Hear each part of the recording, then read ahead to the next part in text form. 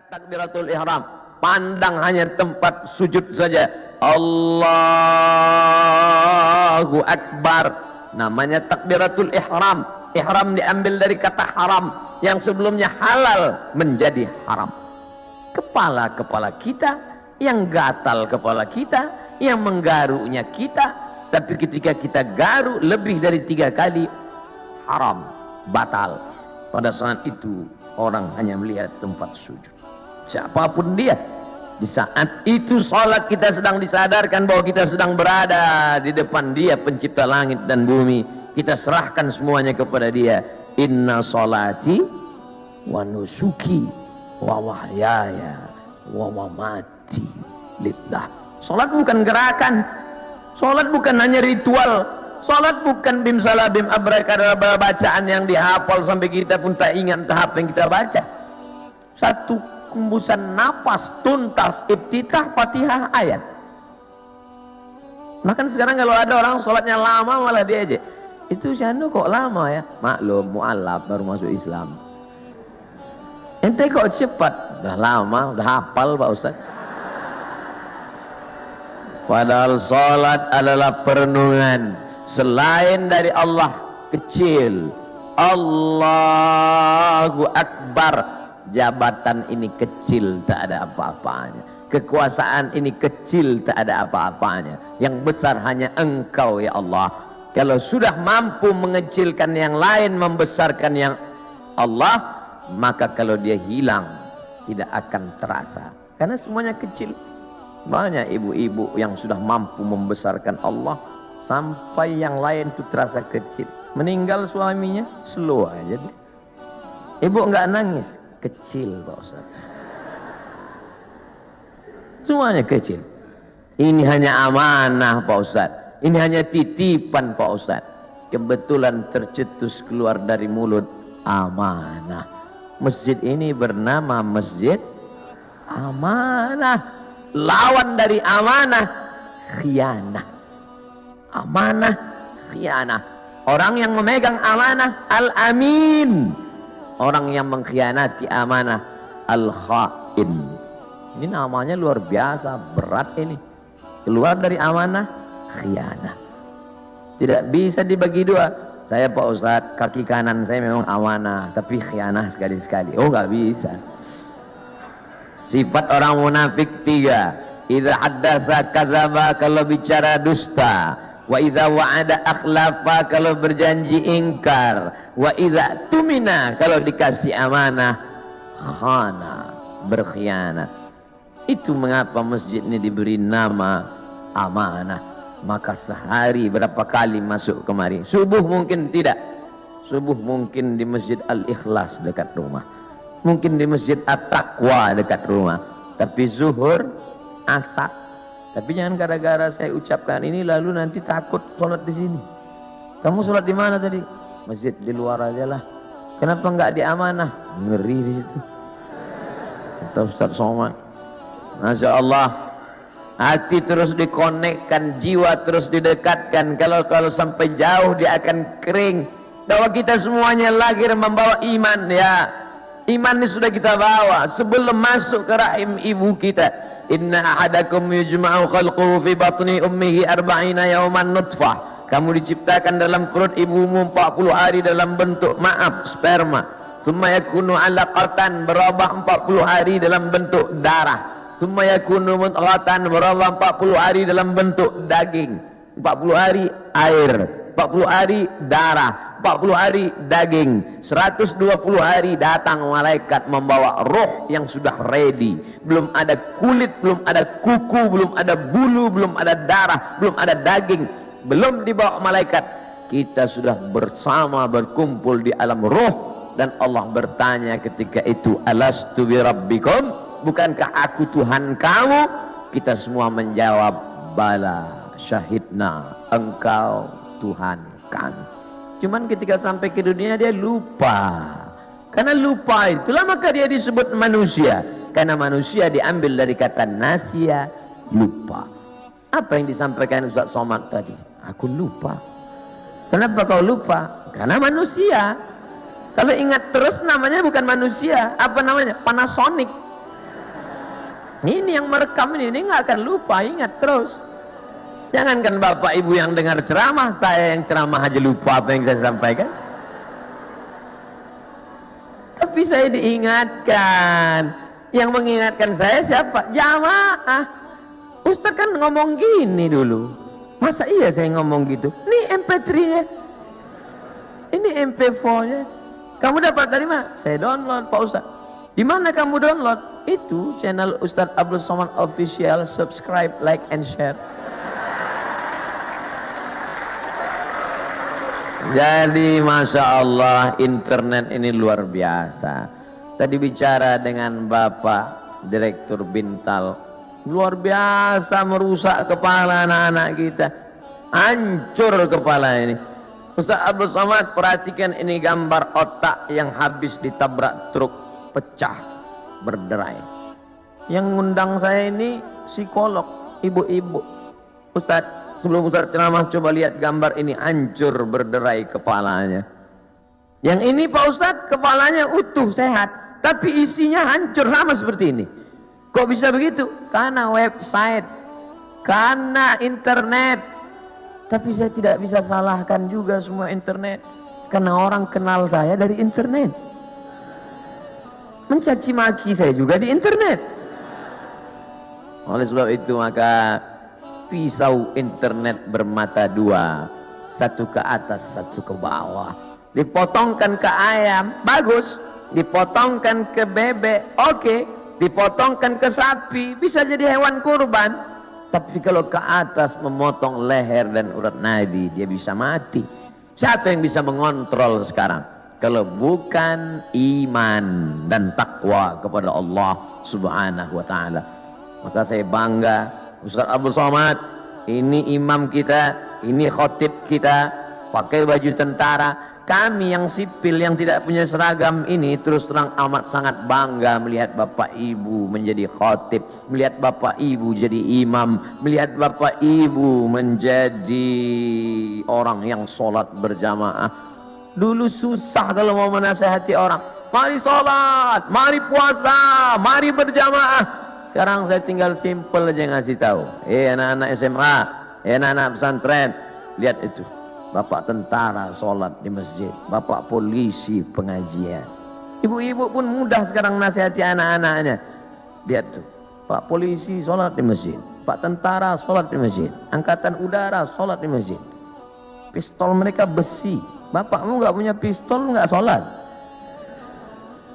Mudah memberikan motivasi, mudah memberikan semangat.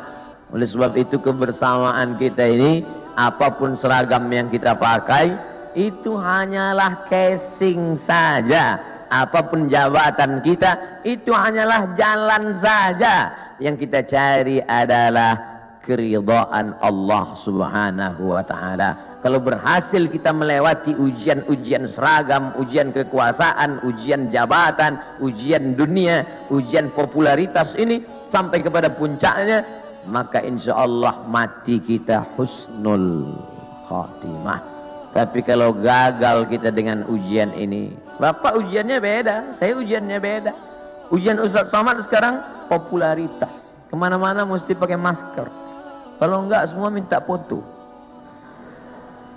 Saya kalau naik pesawat pilotnya minta foto, saya nggak terlalu risau, pramugarinya minta foto juga.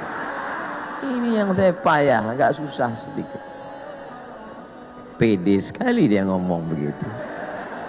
Bapak Ibu yang dimuliakan Allah Subhanahu wa ta'ala, tapi saya yakin dan percaya dengan istiqomah melaksanakan ibadah ini, dengan senantiasa menempelkan kening ini ke lantai, kita sadar bahwa kita dari tanah dan akan kembali kepada tanah, yang di badan ini pun dari tanah, dilihat warnanya warna tanah, dan akan mati dimakan cacing tanah. Saat diangkat tangan sadar tanah, diusapkan ke wajah bau tanah, dan kau akan mati dimakan cacing tanah. Abdul Somad yang diciptakan dari api, tolong angkat tangan. Berarti setan. Dia sendiri ngaku, khalaqtani min nar, aku dari api. Wa khalaqtahu min tin, dia dari tanah. Ana khairum minhu, I am better than him. Saya lebih mulia dari dia. Saya lebih tinggi, saya lebih hebat, saya lebih agung. Kalau ada nanti orang berkata begitu, bisikkan saja, kau saudara setan. Oh, jangan ngomong gitu Pak Ustaz, terlalu kasar. Lembutkan sedikit, saudara setan. Dengan sholat kita sedang disadarkan siapapun kita tempelkan 7 anggota badan kita ke lantai, dari atas sampai ke bawah.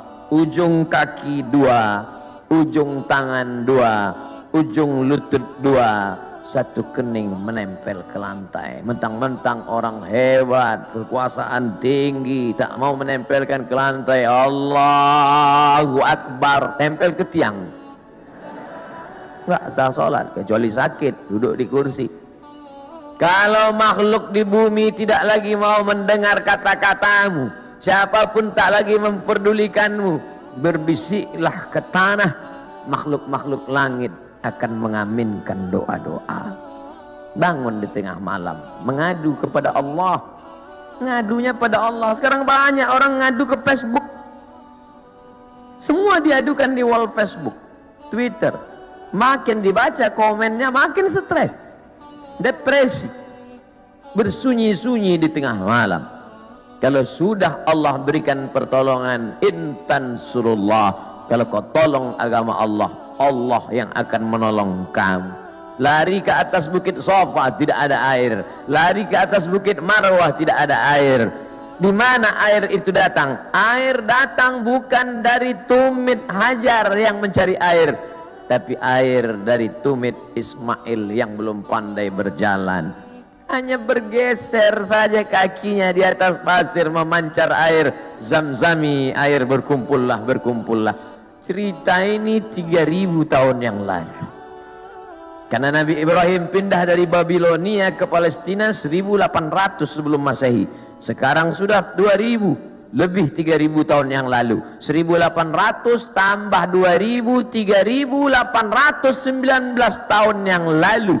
Cerita tentang air memancar. Saya kira ini hanya ada dalam buku-buku, dalam Al-Quran, dalam hadis Nabi, dalam sejarah. Ternyata hari ini tentang cerita air memancar saya dengar lagi pagi ini. Yang cerita siapa? Bapak Direktur Keuangan, Ustaz Somad. Saya gali tanah untuk ngambil jeruk, keluar air. Itulah air mineral yang saya minum pagi tadi. Kenapa Allah berikan air ini? Andai tadi mereknya tidak dirubah, saya tak bisa bedakan ini air dari mana. Sama seperti yang selama ini saya minum. Dari mana air ini datang? Dari Allah. Untuk apa? Ternyata persiapan pembiayaan pondok tahfiz Al-Quran yang sudah dibina dari sekarang. Datang rasa malu saya dalam hati. Saya selama ini cuma ceramah saja. Siapa yang membantu pondok tahfiz Quran?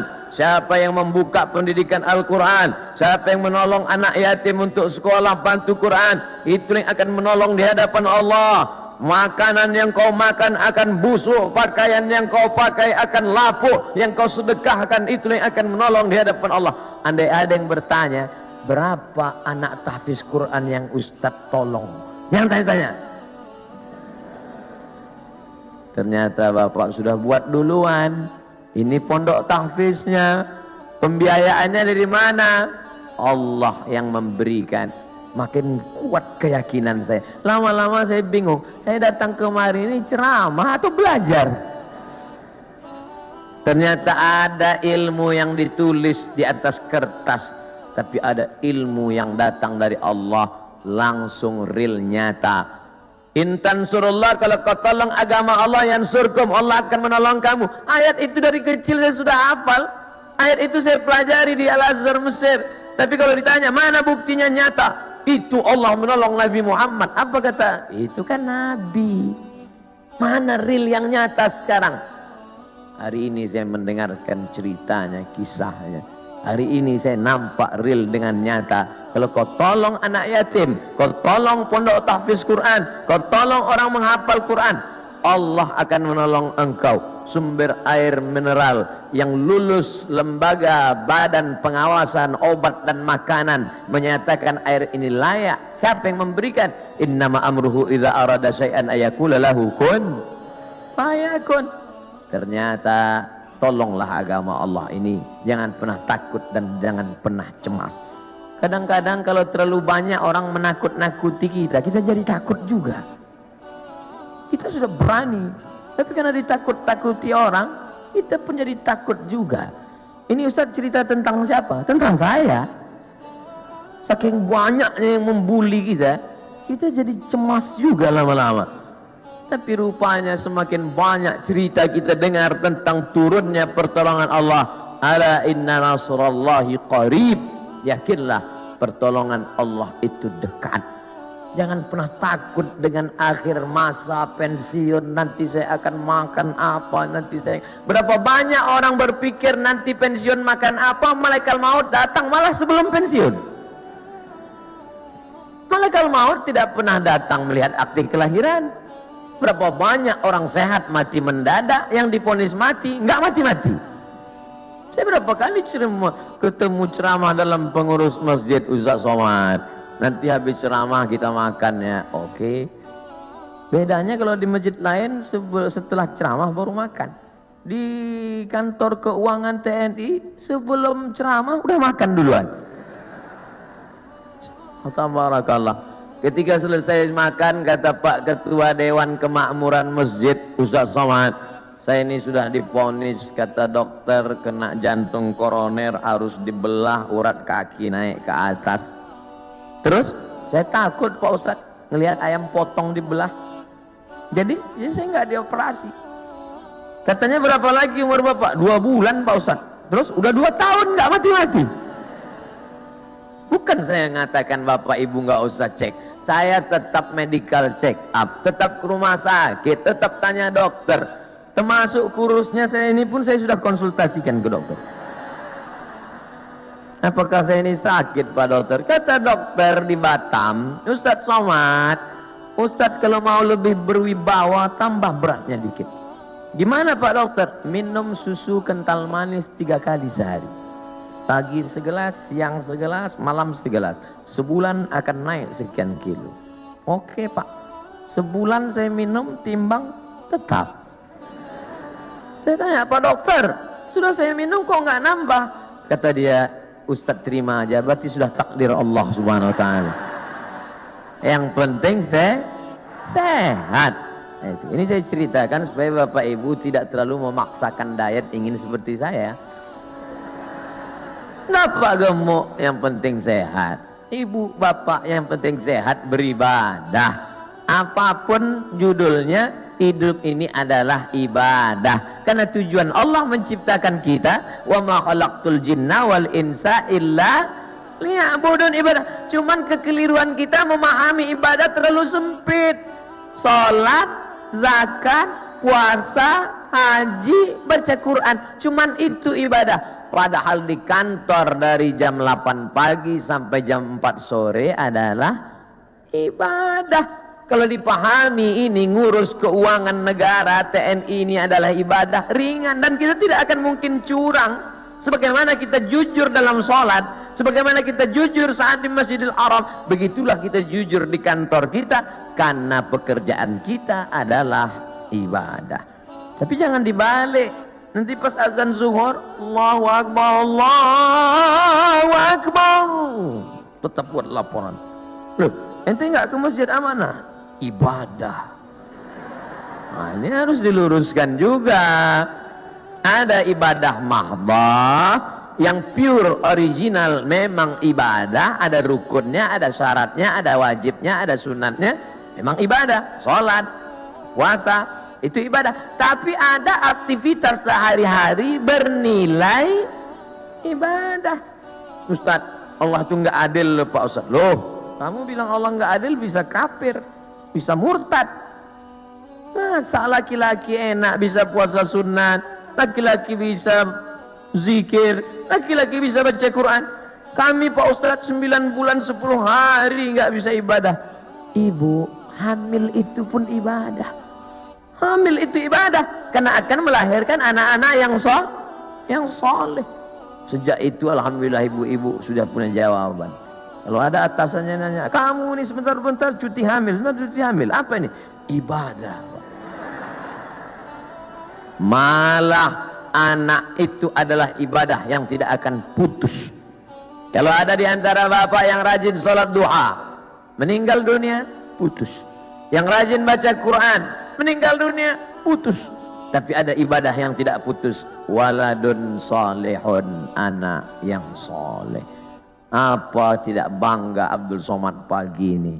Anak tentara, hafal Quran, sekolah di Yordania, ngomong dengan Ustaz Somad bahasa Arab. Untung saya masih ingat bahasa Arab. Saya sudah pulang dari Arab 2006, 4 tahun di Mesir, 2 tahun di Maroko, S3 di Sudan. Saya cerita ini untuk ngasih tahu bahwa saya bukan ustadz kaleng-kaleng, itu aja.